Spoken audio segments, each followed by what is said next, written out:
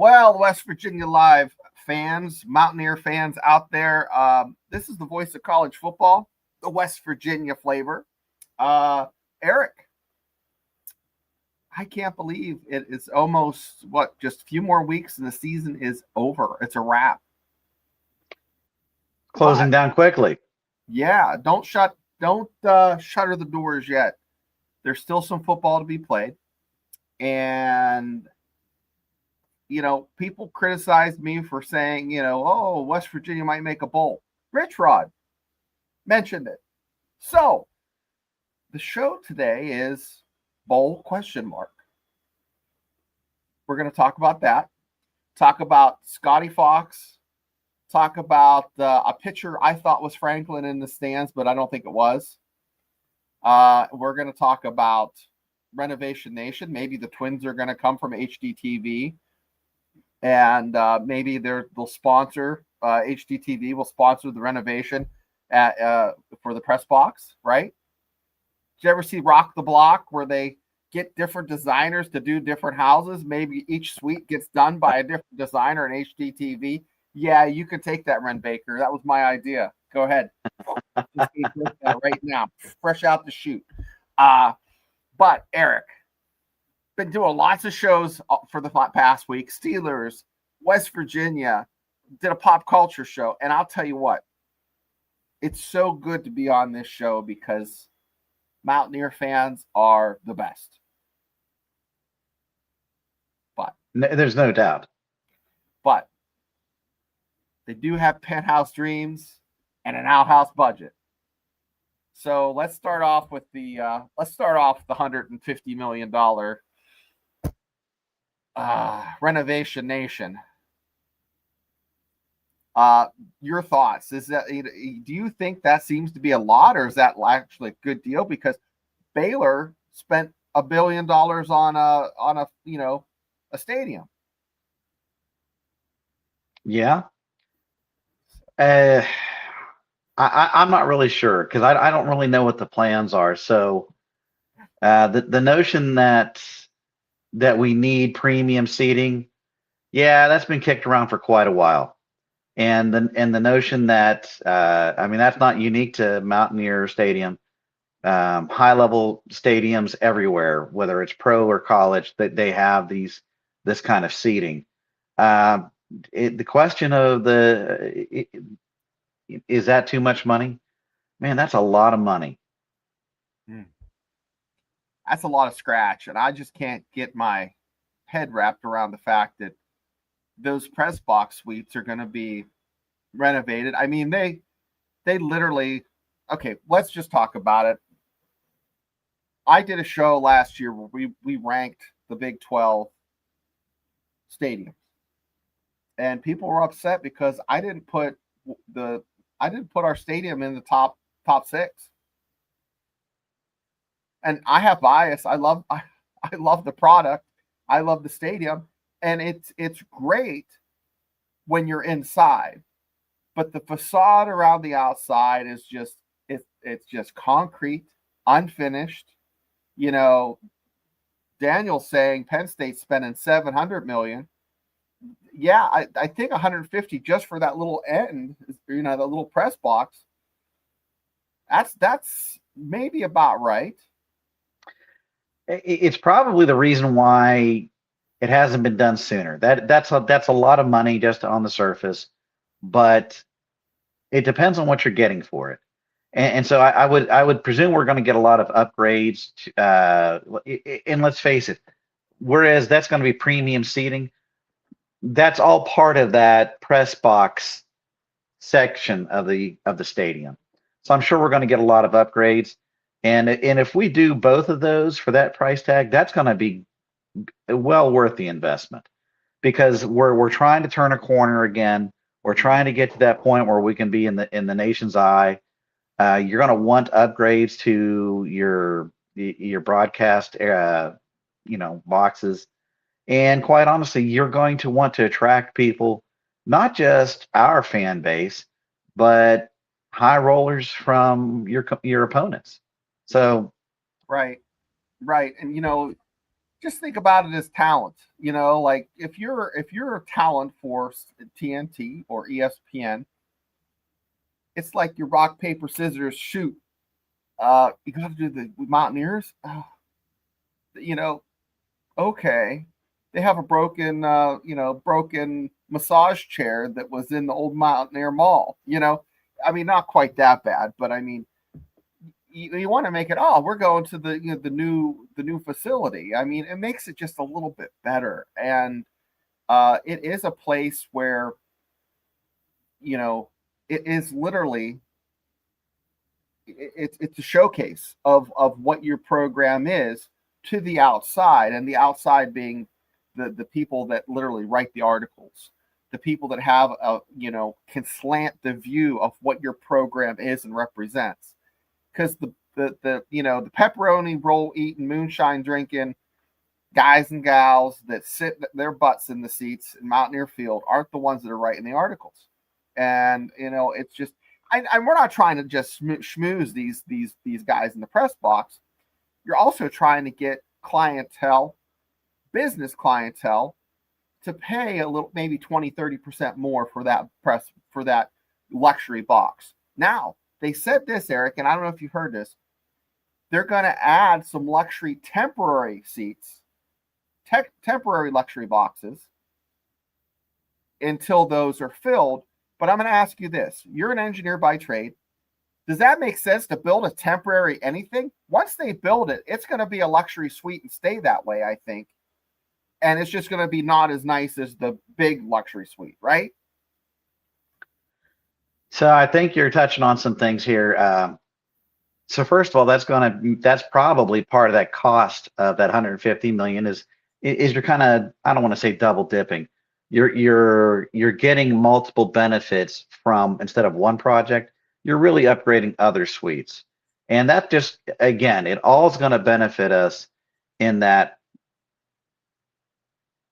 making your stadium that much of a luxury kind of experience for lots of folks is going to raise the program in the eyes of everybody from those watching at home to recruits, you name it. The notion that those, like you're saying, the temporary suites, first of all, it could be that they know this is going to take a few years, and where they're building that is not going to be a small project. You're talking about significant support structures to install to build that new wing. So I don't think it's going to be done overnight. I think it's going to take a little while. It's going to be a significant construction. Plus, you're going to end up really, when you're done with it all, a brand new section of luxury suites and upgraded facilities for others. Yeah, I mean they refreshed the end zones and where you get your lickies and chewies and your beer and all that. And the concourse areas look a little bit better. They didn't really finish the facade. It still looks like stamped concrete. Oh well. But the timeline that they mentioned was, 2027 is when they'll really start getting after it. It should be ready by 2028. So that leaves you, they're going to be working on it for 2 years. So that leaves 1 year where they're going to be under construction. I'm trying to problem solve how are they going to have half of it being worked on and the other half operational for press folks, and just kind of switch from one to the other? That's the only way I can think about them getting it done. But that makes sense. Right. That's my thought process for it. And that's how, they get it done, because you can't just have that area taped off when you have Big 12 games to play. And we just can't go across the street. This isn't a high school where you can just go across the street and put 50,000 fans in, University High or the high school. Just can't do that. So there's not many options. This is another thing. They're going to do some changes so they can have concerts. I'm not a big concert goer, but I know when they haul in those big rigs, there's boxes and stuff they have to go through. The Coliseum has a big entryway. but I don't think there's one in that end zone there. They have some wasted space there that the recruits all gather around. But I'm really interested to see, like, they have to have a packet together, like a white paper that breaks down the cost benefit, the cost analysis. And I would love to get my hands on that and see exactly what they plan to charge for these luxury suites, what the suites are going to look like. There has to be a rendering. Stay tuned, guys. I'll do my best to try to get something, maybe some digital 3D. I don't know. We'll try to get something to show you guys, because this is very interesting. This is interesting to me, and it's important to the program, Mountaineer program, as recruiting. Because, hear me out, Eric, when push comes to shove, and the super conference nuclear option, when the bombs drop, and there's 30 or 40 spots, the Mountaineers don't want to be on the outside looking in. They want to have all their ducks in a row, so they can just present and say, hey, listen, we got world-class facilities for strength and conditioning, world-class facilities for basketball operations, for football operations. It's about building the brand and building the product from top to bottom. I don't know, Eric. Just trying to rationalize the money, $150 million. So let me ask you a question. How big of a deal would it have been if we had gotten into the SEC instead of Missouri? This would not be as big of a deal, because you're literally getting, you're guaranteed, what was it, $30 to $45 million a year, rather than what the 22 or whatever we get now. So your revenue over 10 years would pay for it. So here's my question. The difference, I mean. I agree. So we're probably in the race to stay. I won't say relevant, because I think West Virginia is becoming relevant again already. We're not there. We aren't riding the wave of success. We've won 2 games in a row, and that's okay. That people are liking what they're seeing in the improvement, and that's something that we've talked about in previous shows. It's not that we gave up on this season. We wanted to see where Rich was going to take the program, where he could develop talent within and instill his way of doing things. Now, that stirs excitement because people have seen what happens when he's done that elsewhere. And they're hoping he can do it here again, kind of catch lightning in a bottle again. So why is all this more important in the bigger picture, the national scheme? Well, right now we have the Power 4, which used to be the Power 5. And quickly we're seeing the ACC is crumbling. And the Big 12 is not nearly the fish.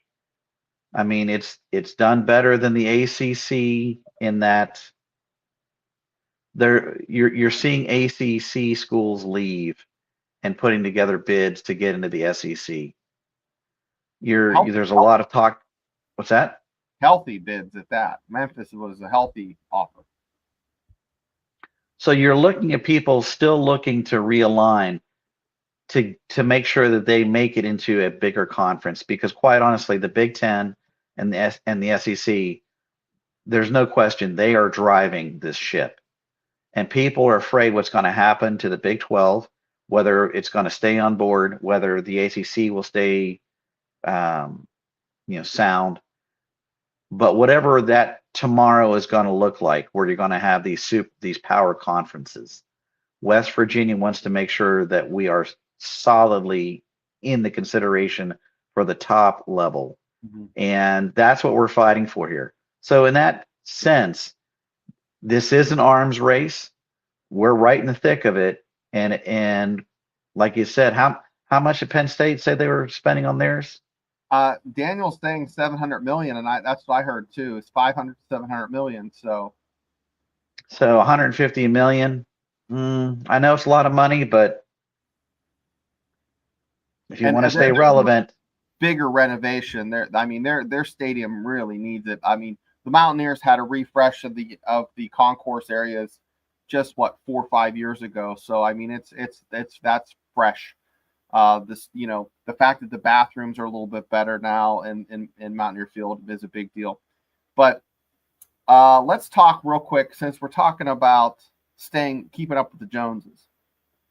I saw in the chat last week, people are concerned that if Scotty Fox is successful, he'll be another CJ Donaldson.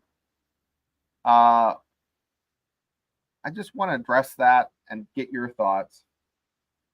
He's won a couple games, started maybe 2 games. Not so fast. I mean, the market is for guys that have been playing ball for a year or two in Power 4. Now, if he has a great year next year, absolutely, there's gonna be a market for him.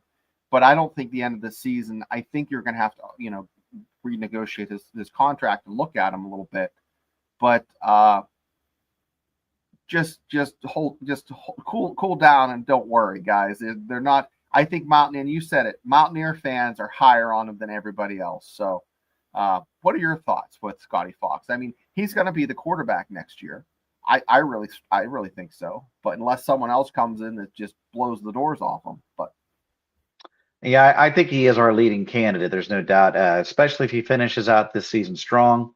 I don't look for Khalil Wilkins to bow out. He'll still be there to compete, and we've got others coming in. All this and certainly Max. Oh gosh, I'm Max Brown. Yeah, he's not going anywhere either. He's so good. so we've got. What's that? He throws the ball well. I think he's a really good quarterback. So for whatever reason that Max hasn't made the field this year, I don't see him leaving. From what little we saw of him, this is a guy who wants to compete. There's I've heard a lot of positive things about him. I guess what I'm really getting to is, look, I've been a Scotty Fox fan and I don't see that changing. Do I think he's ready to go to a bigger program than WVU? No, I don't. Rich has probably done a lot to, I don't want to say simplify the offense, but they're working the offense to his strengths and to those who are playing. Scotty's probably more valuable to us and to this program than he is to others. And that's probably the best way to say it. Now, I'm not downing Scotty. He's fantastic. I hope we keep him here. I hope that next year he continues to develop. And again, the nice thing about Rich's system, it's not one that necessarily we're going to be able to attract the right players for this system. And I think we should be able to hold on to them and afford them with what we can pay out. Those that will leave, they were probably going to leave anyway. And the nice thing is, you're seeing the success that we can have in this system. What was Scotty at the beginning of the season? Third, fourth string? Four or five. There you go. Running back situation, my word. Hubbard, hats off to that guy. He has been running hard these last 2 games. He's really come on. And he got injured early in this game, and he stuck it out. So I guess my point there, I think Scotty, I don't look for him to leave because this offense, Rich, is really good about keeping the right players in the right places in his system. I think we'll be okay.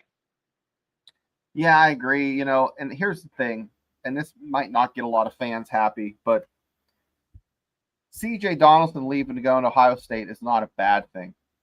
Okay, because guys that are maybe a 3 pushing 4-star that have a chip on their shoulder, you can get their foot into the door at West Virginia and be like, listen, this guy transitioned, he made like whatever the amount of money he made in his NIL.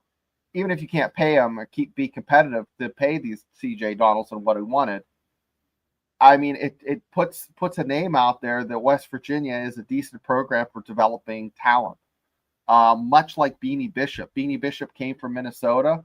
Minnesota's not like a stepping stone school, but he came from Minnesota to West Virginia, and he was very successful, with the Steelers, had 4 interceptions last year. Of course, he was released this past week from the practice squad. But, I mean, not everything is glass half empty. I look at it as a glass half full, but, there are recruits. I was just watching Mountaineer Paul earlier today, and he was talking, or yesterday it was, he was talking about Kevin Brown wearing West Virginia gloves during a playoff game in Harrisburg. Now, I don't take as much weight into that, and I know he was texting him back and forth, and they had a little dialogue, but once again, these are 17, 18-year-old young men, and there's a lot of folks chirping in their ear. So he's not signed yet, and he's not wearing blue and gold yet. He's just wearing the gloves. So, I mean, I was just saying glass is half full. I mean, but you have to be cautious and not jump to conclusions, because, once again, many a times we thought recruits were going to be, Mountaineers, and it just didn't work out.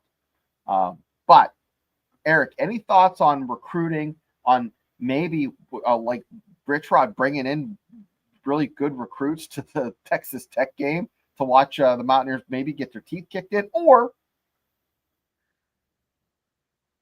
be the upset, the underdog story, right? That'd be a big thing, right? Absolutely. And by the way, I completely agree with your take on recruiting in general. And that is, I've heard a lot of, it's kind of funny because I've heard it both ways. If you look at what we entered this, what is wrapping up now is this season, 82 new players, and my goodness, so many injuries. So it is it's a very fluid situation. The idea that we have moved up so quickly in the recruiting talent so quickly, I think is a very positive thing. Right. I'm not going to get too hung up on rankings just yet. And I've heard you got to have, top 20 to look. I think the best we've really ever had was top 20. As long as we are pulling in the right players for this system, we get a good mix, which you're seeing now, not just transfers, but high school, players coming in that can be brought up in the system. Because I think if you bring them up in the system, you have a much better chance of holding them in the system. The last thing I'll say on this is that, we've had a lot of players come in who, and this is not unique to us. It's really everywhere. You can have players come in that a lot of people passed on, but if they're the right player in the right system, you look like a genius because they do amazing things. You combine that with the notion that the overall level of talent is improving, it's only going to get better. And the last thing is, don't fall in love with that 5-star one recruit that you've got to get. Not to pick on anybody, but we've had 5 stars here before, not a lot of them. And some have worked out and some have not. And so, the idea of just because something is flashing, just because it has a Gucci label on it, doesn't mean that it's necessarily going to be, the right fit. Yeah, the brand has to fit the purpose. I mean, you're so right, Eric. I agree. With these recruits also, I'm going to talk. This is a football show, but I'm going to talk briefly about basketball.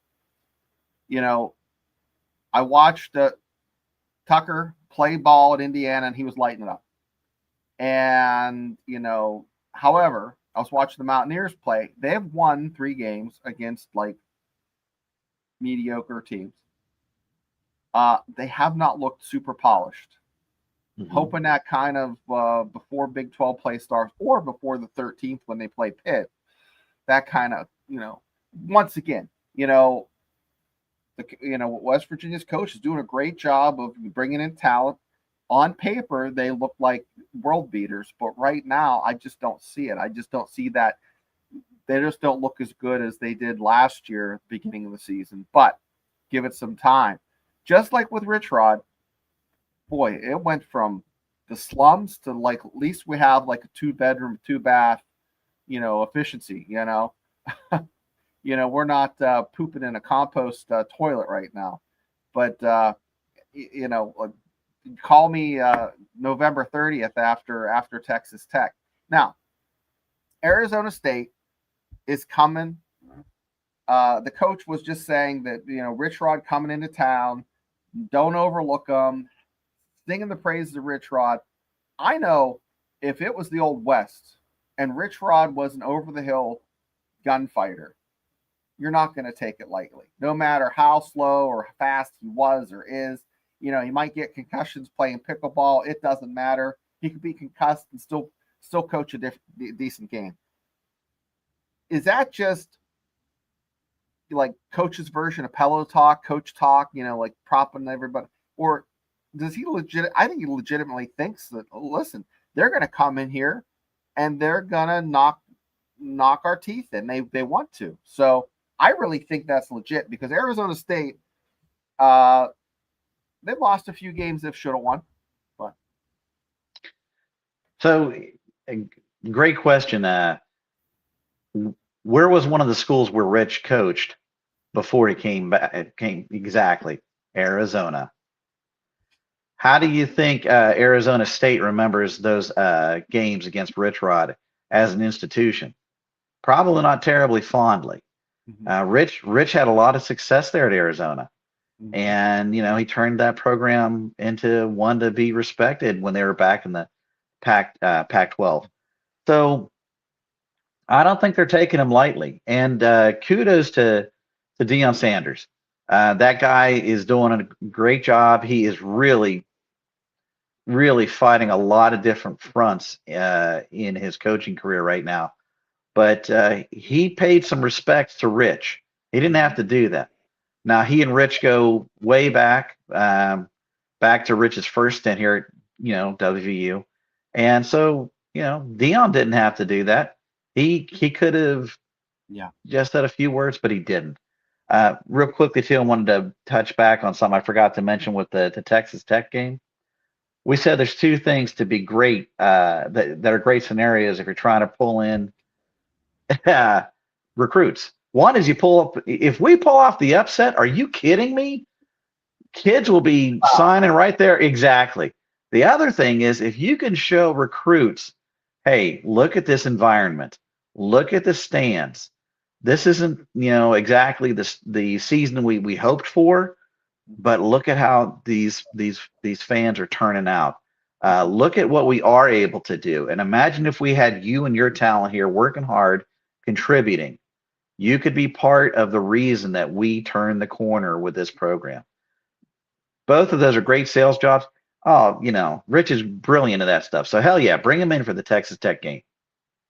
Yeah, because here's the thing. I never missed an opportunity to take a little, sprinkle a little poo droppings on Pitt. Listen, guys. Game day's coming to Pitt for Notre Dame. Notre Dame fans are going to be in Acrisure Stadium. You're still going to see those blazing yellow seat backs. There's going to be empty seats. They're not going to fill it. I don't care if what's happening for game day. Aside from Pat McAfee having someone kick a field goal for $250,000, and credit to Pitt, they're having a hell of a good year, but they just don't get the turnout, and it's unfortunate. Now, backhanded compliment finished. So, with the Mountaineers, the only concern for the Texas Tech game, student section is usually a little bit on the anemic side around the Thanksgiving break. Now, I know kids might be just coming right back from Thanksgiving break. I don't know when the break is before, the week before maybe. Some kids might be coming in for that. I saw a post where, kids can stay in their dorm room Saturday night. If they stayed for the game, they can move in a day early. That's great that they're doing that, but I really don't see a lot of students attending this game. I used to go in, always come in for these games and see a basketball game and a football game within like 3 days. Have that window. It's like the sweet spot. But it's still going to have that good energy, maybe a 6 or a 7, but not like a 9, not like a Pitt game. But like you said, recruits, butts in seats, parents with the recruit.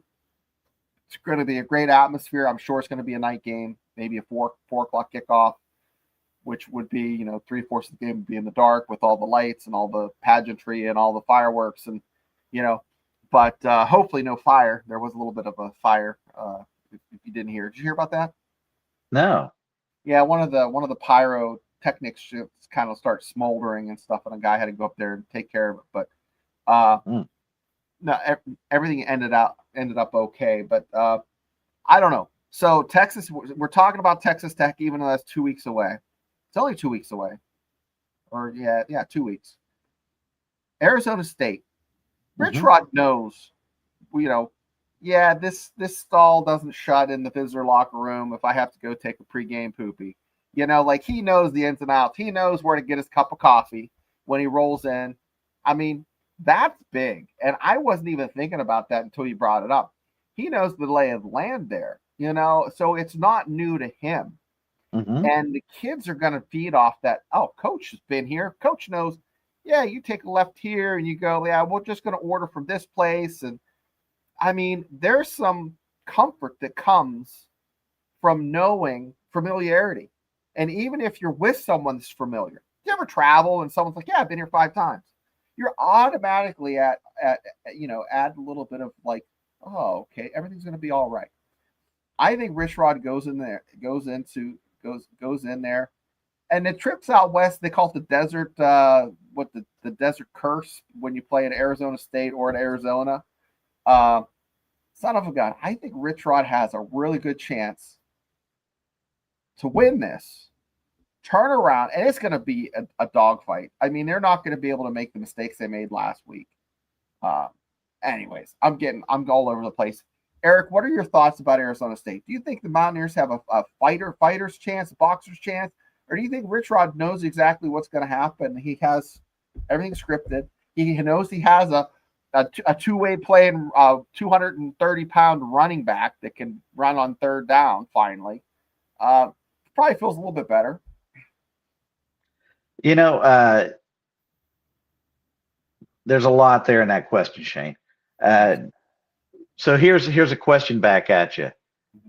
Didn't we think that we had a significant shot against Houston, ranked number 22, going into their stadium?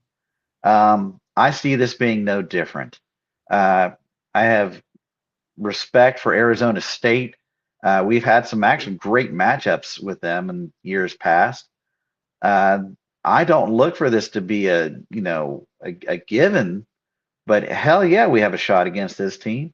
Having Rich with his knowledge of their program, not only, going in there now, but, he played that they were bitter rivals when he was in the Pac-12. He's going to know all about them.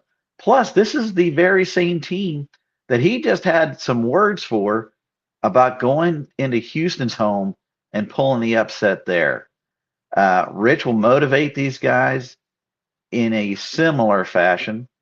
I think Arizona State's probably a better ball club than Houston, to be blunt. Oh, absolutely better. But still, look, to me, a lot hinged on this Colorado game. I wanted to see us win. I really would have loved to have seen us win by 10. But winning by 7 was pretty solid.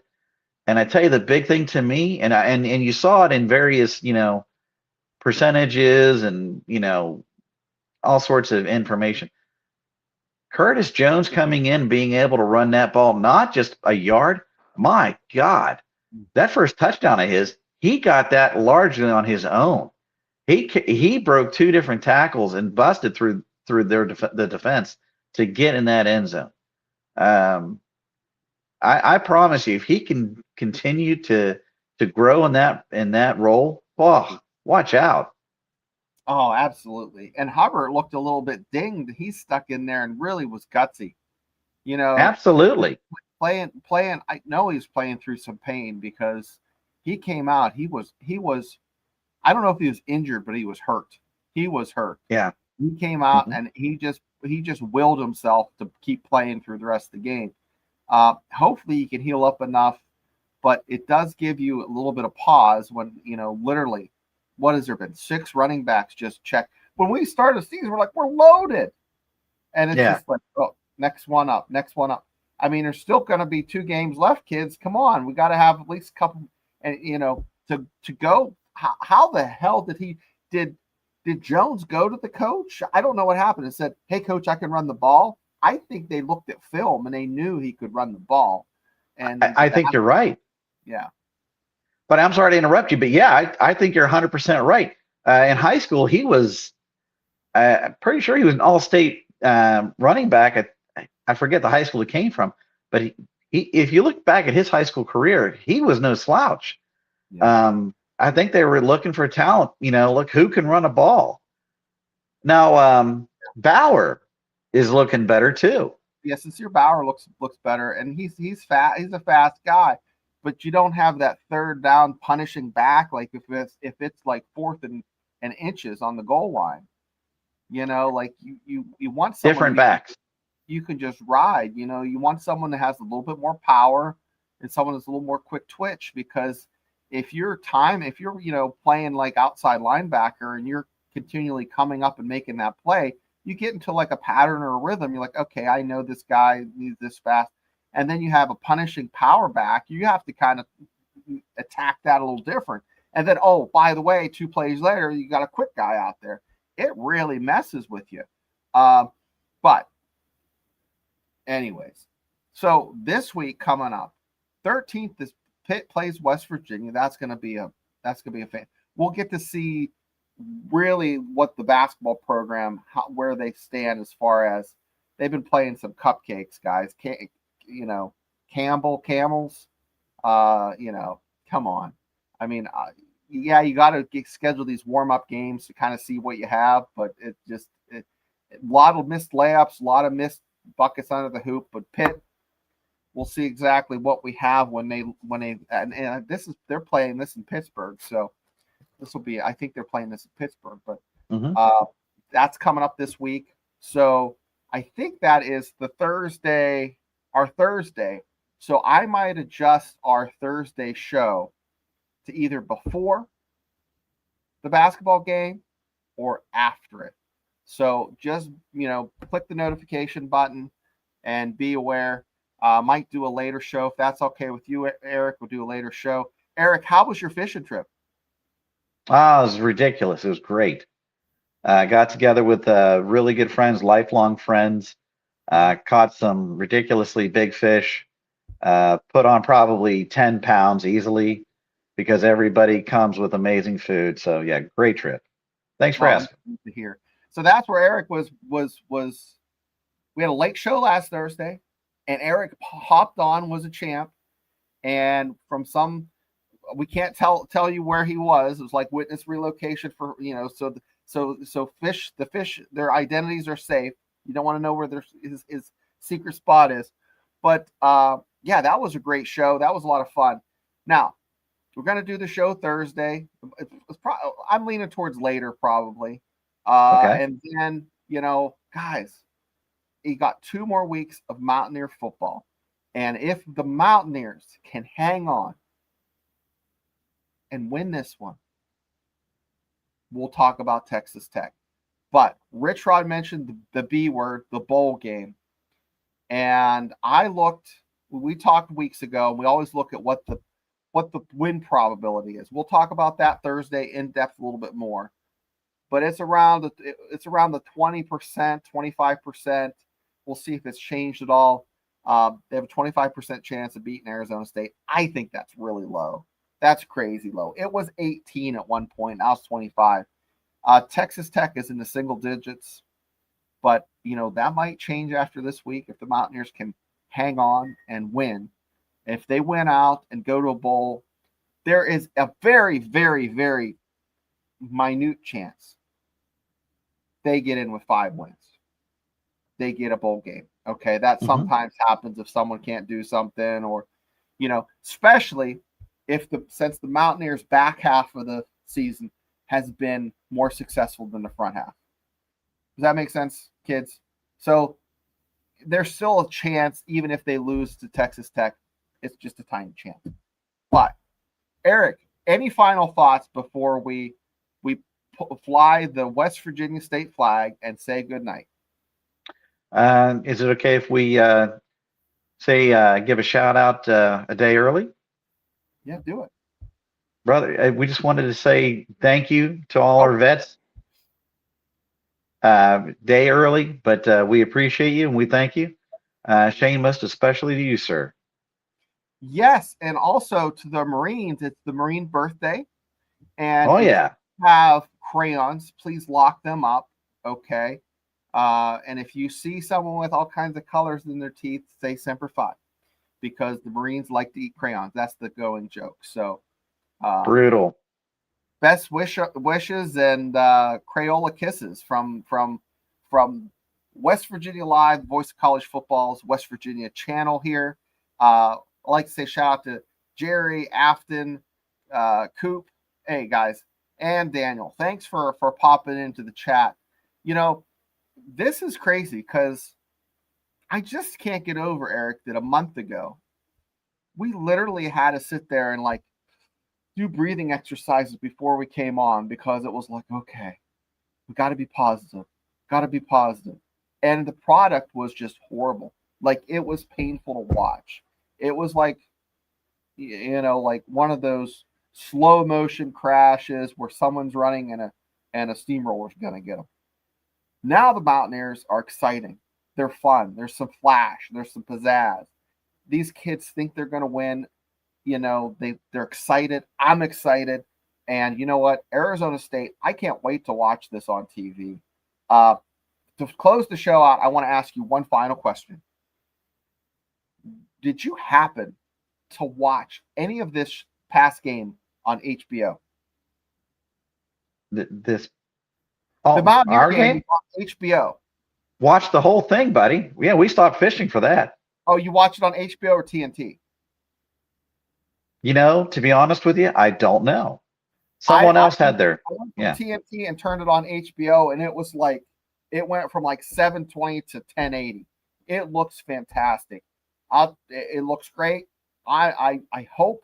It's unfortunate that people have to kind of find ways to watch this stuff. It's getting more difficult. But I really like Mike Golick. He does the TNT thing. But HBO really did it different. And they had a camera on a ref, which was kind of neat. Guys, I just got to say, golf clap to HBO. I was talking crap on them last week, so I'm eating crow, maybe a couple slices of humble pie. But, I really thought it was fantastic. And for, if you're paying for HBO and you see it on there and it's looking that good, nothing's worse than just ESPN has just been not they invented that camera that kind of pans down and goes behind the players. That was 2005 was the first time that came out, 20 years ago. HBO, they got it locked down. But anyways, kids, that's all I have for tonight. Eric, you have a good one. And you do the same, sir. We're going to say goodnight with the great state of West Virginia's flag, as usual. Hey, good night all, and we'll see you Thursday at I'm thinking 10 o'clock. See you. Bye-bye.